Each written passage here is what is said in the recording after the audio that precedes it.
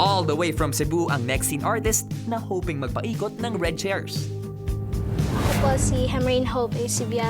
I'm 13 years old. I live in Lagtang, Talisay City, Cebu. Bukod po sa pagiging singer, tumutulong din po ako sa aming business doon. Ako po yung nagpe-print ng mga documents po nila and also doing their photocopies. And natuto po akong kumanta dahil po sa aking lola. Tinuturuan po niya akong kumanta ng Lupang Hinirang. At pagdating naman po ng 7 years old, tinuturuan po ako ng papa ko po na kumanta kung paano pa i-improve yung singing skills ko po. Ang mom naman po, tumutulong rin siya sa akin sa mga gestures and actions po sa paano gawin ito sa stage.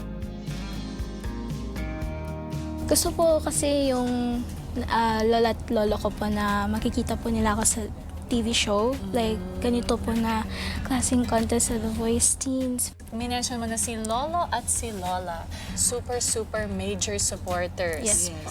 Pero eto, parang gusto kita bigyan ng huling konting pabaon bago ikaw ay sumabak sa stage. Kaya naman, meron akong konting surprise dito sa'yo. Oh. Galing ba ito sa print shop ninyo? Oo, like, mainit-init pa, oh. Yung pagkakaprint, oh. Do you mind reading it out loud? Okay. Mahal kong apo, kami ay napahanga mo sa pagsalid nitong malaking paligsahan. Masaya kami ng lola mo dahil nalaman namin na isa ka sa napili para makapag-blind audition ng The Voice Teens. Pagbutihin mo, apo, mahal ka namin at proud na proud kami lahat sa iyo.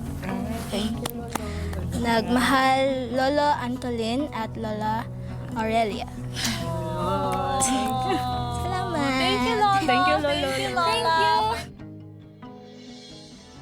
Thank you din, Hope, na nasali ka dito. Alam namin na dream mo na ito. Win or lose natin, ikaw yung winner na